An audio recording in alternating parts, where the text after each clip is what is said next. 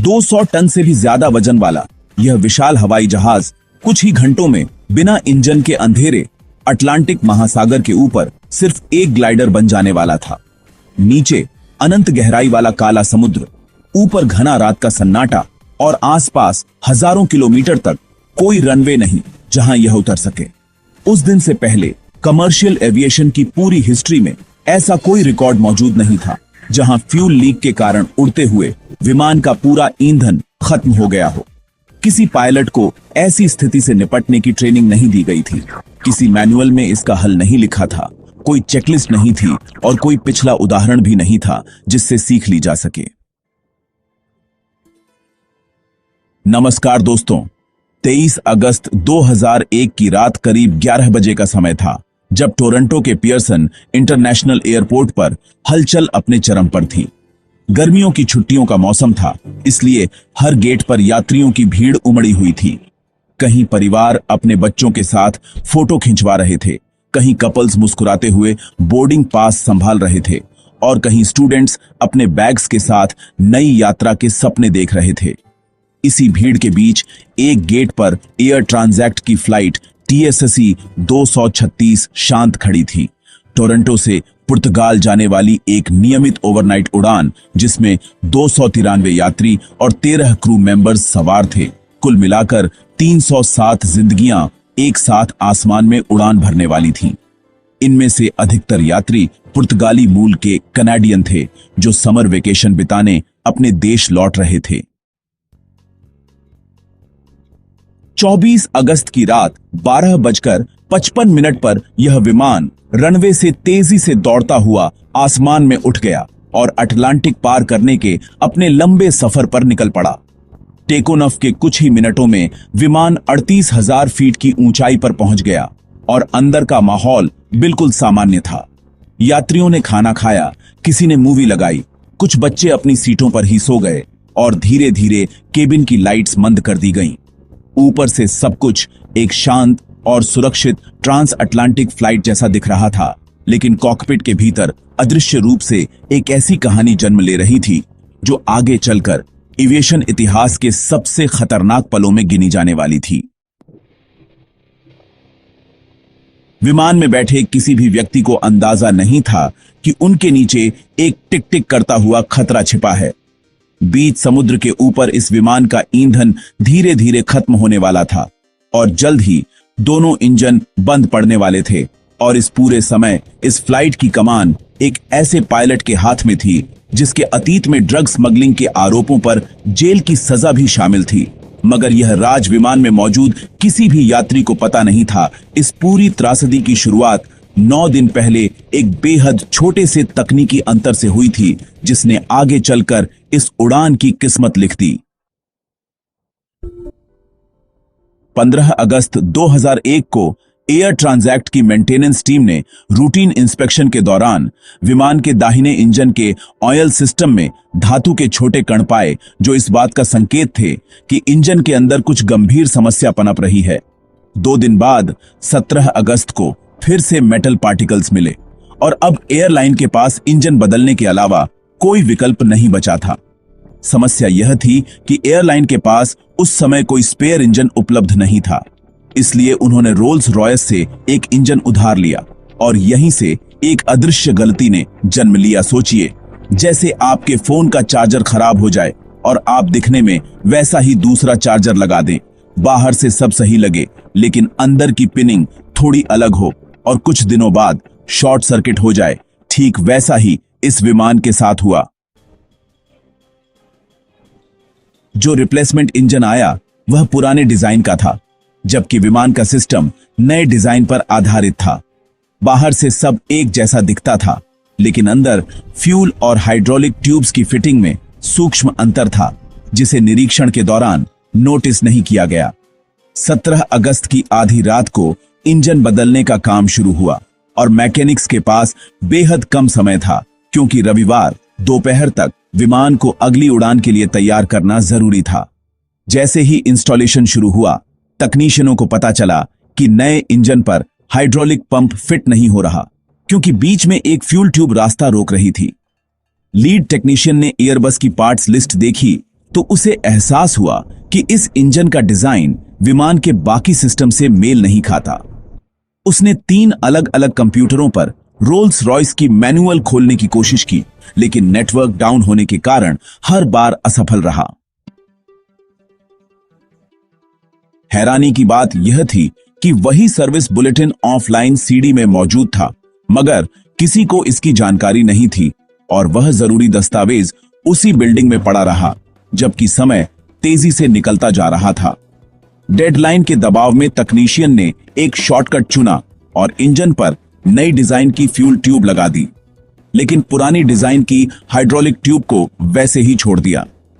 अब उस इंजन पर 2 अलग अलग डिजाइन की ट्यूब्स थीं, जो असल में एक दूसरे के साथ इस्तेमाल करने के लिए बनाई ही नहीं गई थी।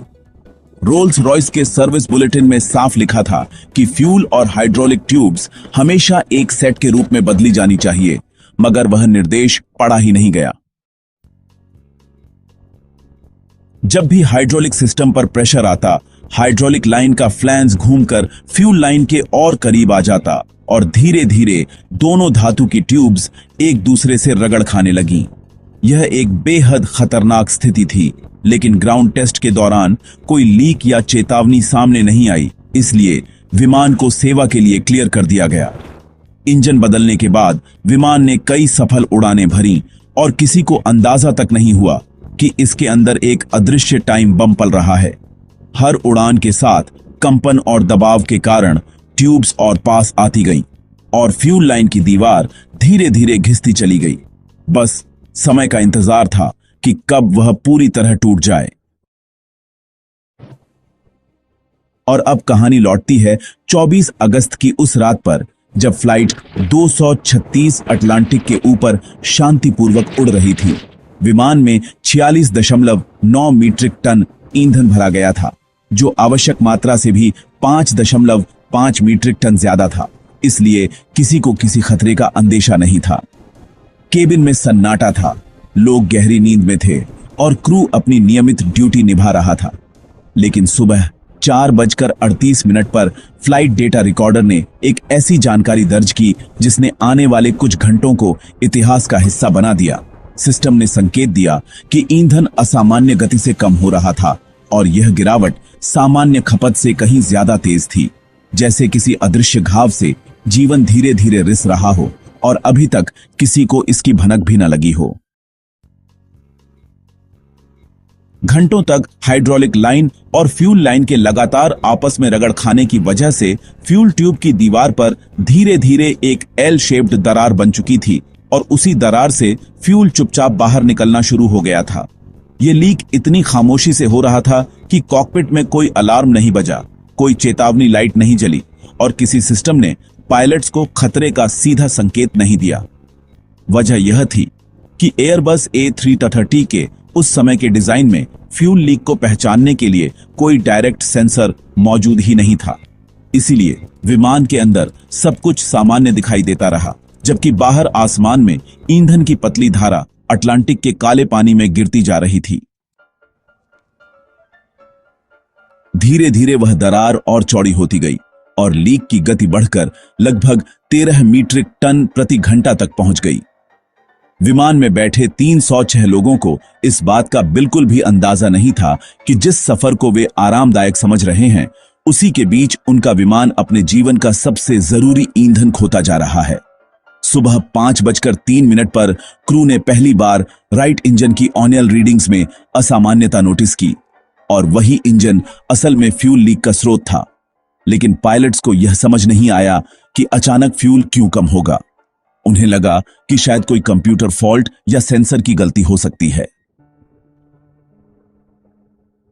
5:33 पर टेक ऑफ के लगभग 4 घंटे 40 मिनट बाद कॉकपिट स्क्रीन पर एक एडवाइजरी मैसेज फ्लैश हुआ, जिसने बताया कि दोनों विंग टैंक्स के बीच फ्यूल का बैलेंस बिगड़ चुका है और लेफ्ट साइड के मुकाबले राइट साइड में ईंधन तेजी से कम हो रहा है।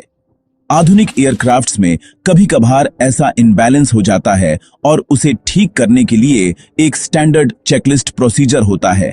इसलिए क्रू ने भी शुरुआत में इसे एक सामान्य तकनीकी समस्या समझा और सोचा कि इसे आसानी से संभाल लिया जाएगा।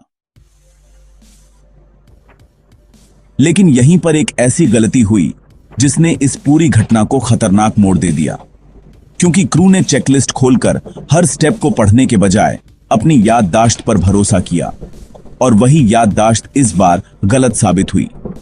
चेकलिस्ट में साफ लिखा था कि अगर फ्यूल लीक का शक हो तो फ्यूल लीक प्रोसीजर अपनाओ, न कि फ्यूल इनबैलेंस वाला। लेकिन मेमोरी से काम करते हुए यह अहम नोट नजरअंदाज हो गया। फ्यूल इनबैलेंस ठीक करने के लिए क्रू ने क्रॉसफीड वाल्व खोल दिया, और उसी पल से स्थिति और बिगड़ने लगी, क्योंकि अब लेफ्ट विंग में बचा हुआ ईंधन भी राइट विंग की तरफ जाने लगा, जहां पहले से ही लीक मौजूद था। यानी जो फ्यूल बच सकता था वह भी उसी दरार से बाहर गिरने लगा, और जिस समस्या को ठीक करने की कोशिश की जा रही थी वही कई गुना बढ़ गई। यह एक डरावना संयोग था कि ठीक 4 साल पहले 24 अगस्त 1997 को एक एयर फ्रांस A320 में भी ऐसा ही फ्यूल लीक हुआ था, और उस हादसे के बाद फ्रेंच अथॉरिटीज ने एयरबस को सलाह दी थी कि automated fuel leak warning system लगाया जाए। एयरबस ने कुछ प्रोसीजर्स में बदलाव तो किए, लेकिन वह ऑटोमेटेड चेतावनी सिस्टम कभी लागू नहीं किया गया, और अब 4 साल बाद वही कहानी फ्लाइट 236 पर दोहराई जा रही थी, मानो इतिहास खुद को फिर से लिख रहा हो।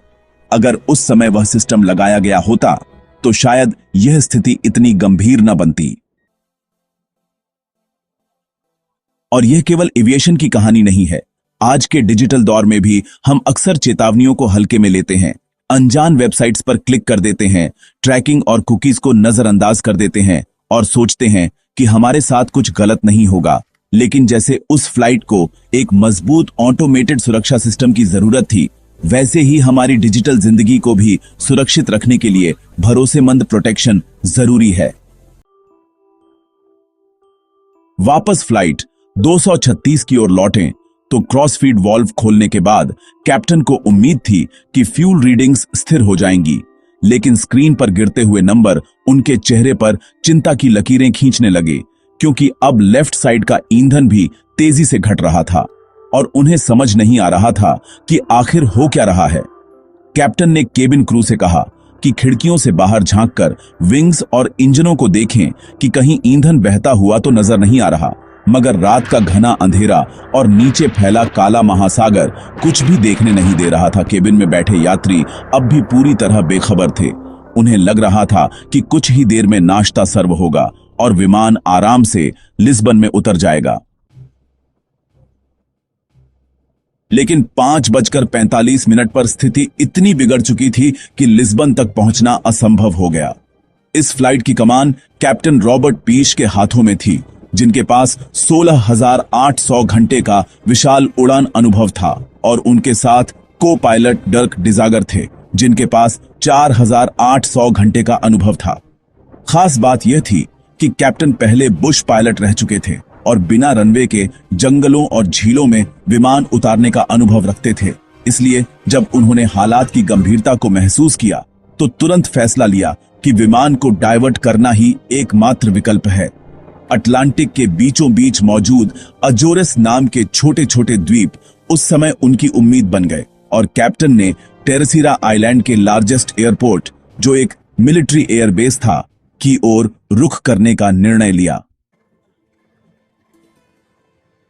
5:48 पर पायलट्स ने एयर ट्रैफिक कंट्रोल को सूचना दी कि उनके पास केवल 7 मीट्रिक टन ईंधन बचा है, और उन्होंने फ्यूल इमरजेंसी डिक्लेयर कर दी। अजोरस का वह एयरपोर्ट अभी भी सैकड़ों मील दूर था, और क्रू को तब तक भी पूरी तरह समझ नहीं आया था कि असली समस्या एक खतरनाक फ्यूल लीक है। 6:13 पर विमान लगभग 34,000 फीट की ऊंचाई पर था और धीरे धीरे लार्जेस की दिशा में उतर रहा था। पायलट्स को उम्मीद थी कि किसी तरह वे वहां तक पहुंच जाएंगे, लेकिन तभी अचानक राइट इंजन फ्यूल स्टार्वेशन के कारण बंद हो गया, और अटलांटिक के ऊपर यह ट्विन इंजन विमान अब सिर्फ एक इंजन के भरोसे उड़ रहा था। ETOPS यानी extended range twin engine operations standards ऐसे ही हालात के लिए बनाए गए थे, ताकि एक इंजन फेल होने के बाद भी दूसरा इंजन विमान को नजदीकी एयरपोर्ट तक सुरक्षित पहुंचा सके, और उसी उम्मीद के सहारे अब यह फ्लाइट अपनी सबसे कठिन परीक्षा से गुजरने वाली थी। लेकिन सबसे बड़ी परेशानी यह थी कि यह कोई साधारण सिंगल इंजन फेलियर नहीं था, क्योंकि लेफ्ट इंजन का ईंधन भी लगभग खत्म होने की कगार पर था और हर सेकंड के साथ विमान अपनी ताकत खोता जा रहा था। इसी बीच कैप्टन ने सिंगल इंजन डिसेंट शुरू किया ताकि किसी तरह प्लेन को नीचे लाया जा सके। केबिन में बैठे कुछ यात्रियों को इंजन की आवाज में बदलाव महसूस होने लगा, मगर उन्हें अभी भी अंदाजा नहीं था कि उनके चारों तरफ कैसी खामोश आपदा बन रही है। इसी बीच एक बड़ा कमर्शियल एयरप्लेन घने काले बादलों के बीच उड़ रहा था और अचानक एक इंजन की आवाज धीमी पड़ने लगी।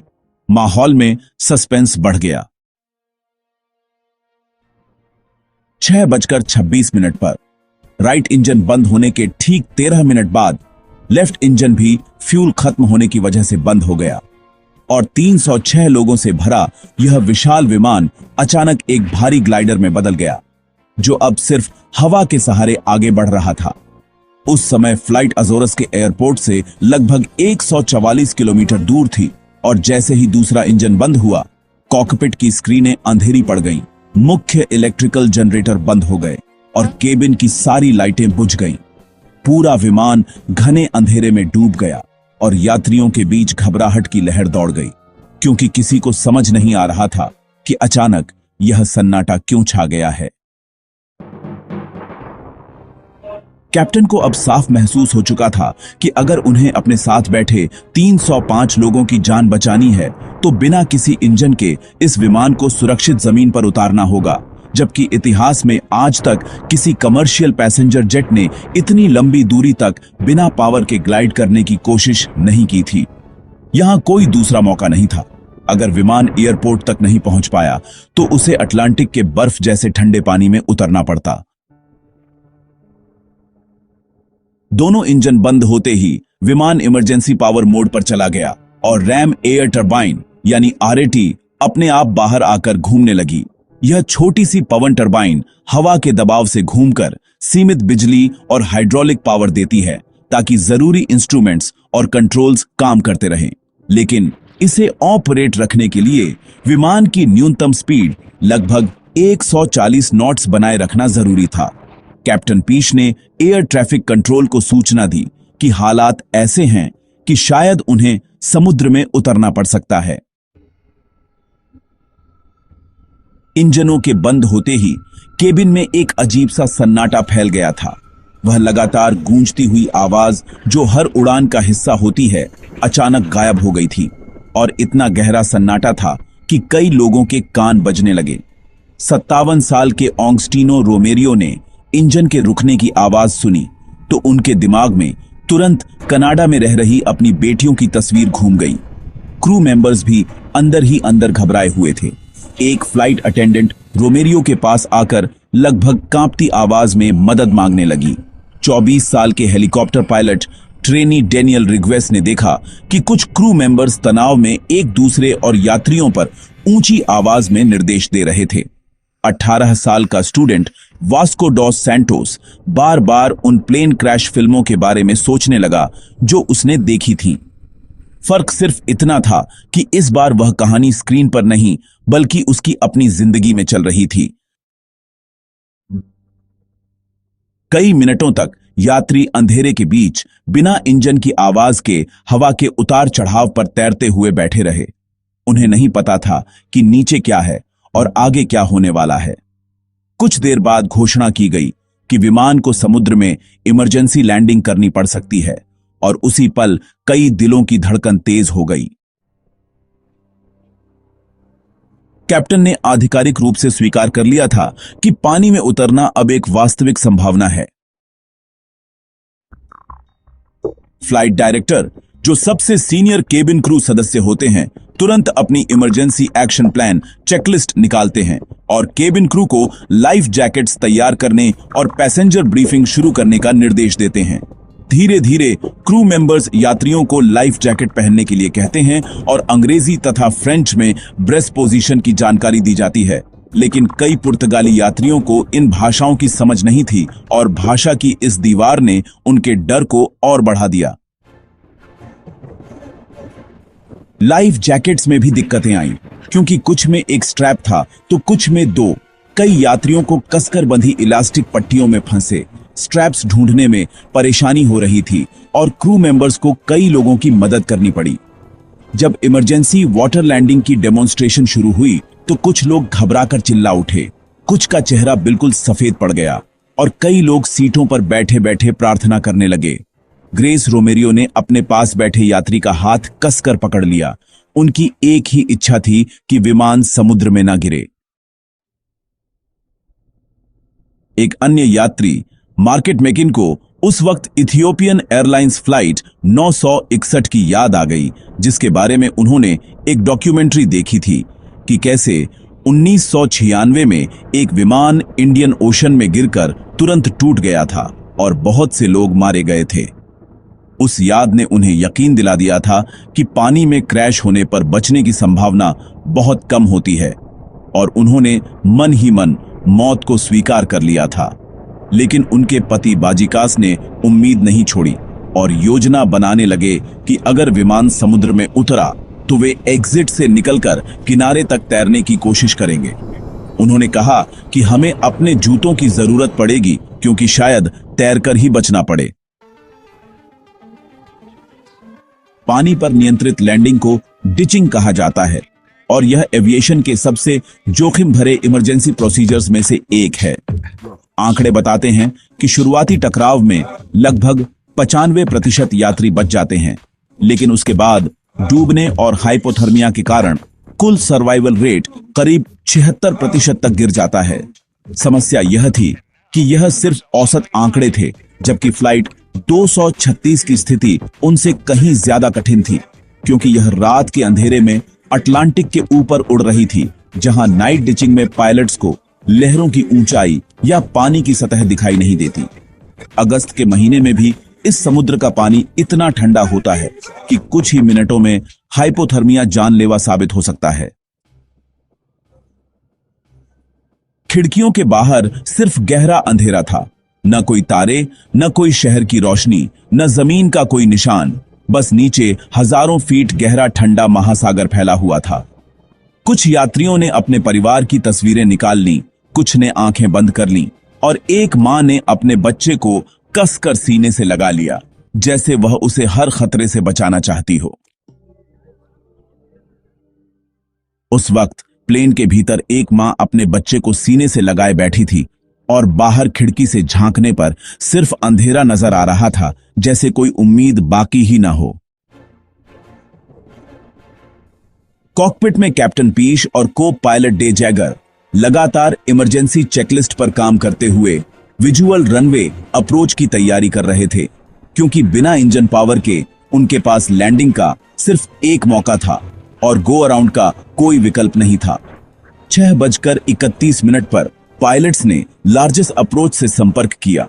उस समय विमान लगभग 27,000 फीट पर था और एयरपोर्ट करीब 33 नॉटिकल माइल्स दूर था। 6:36 पर क्रू को आखिरकार रनवे की लाइट्स दिखाई दी और रिपोर्ट दी गई कि विमान अब केवल 14 नॉटिकल माइल्स दूर है। कैप्टन ने बाद में बताया कि उन्हें दूर से दिखाई देने वाली रनवे की फ्लैशिंग लाइट्स ने उम्मीद की एक किरण दी थी और उसी उम्मीद के सहारे वह इस असंभव लगने वाली ग्लाइड को जारी रखे हुए थे। उन्हें पूरा विश्वास था कि उनके पास इतनी ऊंचाई बची हुई है कि वे बिना इंजन के भी एयरपोर्ट तक ग्लाइड कर सकते हैं और यही उम्मीद अब उनकी सबसे बड़ी ताकत बन चुकी थी। 6:43 पर आखिरकार लैंडिंग गियर नीचे आता है और कुछ ही पलों बाद 6:45 पर यह विमान लार्जेस्ट एयरबेस की रनवे को छू लेता है। दोनों इंजनों के बंद होने से लेकर लैंडिंग तक यह विशाल विमान लगभग 19 मिनट तक पूरी तरह बिना इंजन पावर के हवा में तैरता रहा, जो कमर्शियल एविएशन इतिहास में पहले कभी नहीं हुआ था और अपने आप में एक अनोखा रिकॉर्ड बन गया। लेकिन यह लैंडिंग किसी भी तरह से आसान या स्मूथ नहीं थी, क्योंकि बिना इंजन के रिवर्स थ्रस्ट के कैप्टन को एक्सट्रीम ब्रेकिंग का सहारा लेना पड़ा। जैसे ही पहिए रनवे से टकराए, मेन व्हील्स लॉक हो गए, टायर्स तेजी से घिसकर डिफ्लेट हो गए और व्हील बेयरिंग जर्नल्स तक रगड़ खाकर जलने लगे। लैंडिंग गियर से चिंगारियां और छोटी छोटी लपटें निकलने लगीं और घर्षण की वजह से एक छोटी सी आग भी लग गई, मगर सौभाग्य से उसे तुरंत काबू में कर लिया गया। लैंडिंग का झटका इतना तेज था कि कई यात्री अपनी सीटों पर आगे की तरफ झटके से झुक गए। कुछ के हाथों से सामान छूटकर फर्श पर गिर गया। लेकिन जैसे ही विमान पूरी तरह रुकता है, केबिन में अचानक तालियों की गूंज फैल जाती है, जैसे हर कोई एक साथ राहत की सांस ले रहा हो। 2 मिनट से भी कम समय में सभी 306 यात्रियों और क्रू को सुरक्षित बाहर निकाल लिया जाता है और हैरानी की बात यह रही कि एक भी जान नहीं गई। 2 लोगों को गंभीर चोटें आईं और 16 लोगों को मामूली चोटें लगीं, जिनमें से ज्यादातर चोटें इवैक्यूएशन स्लाइड से उतरते समय हुईं।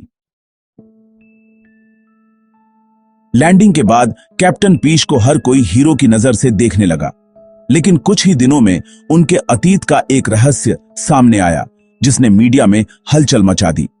पता चला कि लगभग 20 साल पहले उन्हें अमेरिका में ड्रग्स ट्रांसपोर्ट के आरोप में गिरफ्तार किया गया था और जॉर्जिया में उन्होंने 5 साल तक सजा का एक हिस्सा काटा था। साथ ही पिछले ही साल उन्हें आधिकारिक तौर पर माफी मिली थी।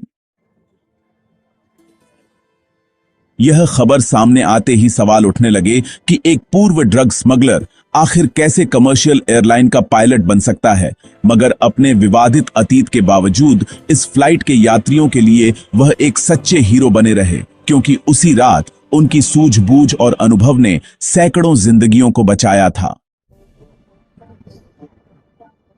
इस घटना के बाद कनाडा के ट्रांसपोर्ट मिनिस्टर ने एयर ट्रांसैट एयरलाइन पर कनाडियन एविएशन इतिहास का सबसे बड़ा जुर्माना लगाया और इसके अलावा यात्रियों ने मिलकर लगभग $30 मिलियन का क्लास एक्शन मुकदमा भी दायर किया, जिसमें कहा गया कि इस घटना से उन्हें इतना गहरा मानसिक आघात पहुंचा कि कई लोग शारीरिक रूप से बीमार पड़ गए और शायद जीवन भर इसके असर से उबर नहीं पाएंगे।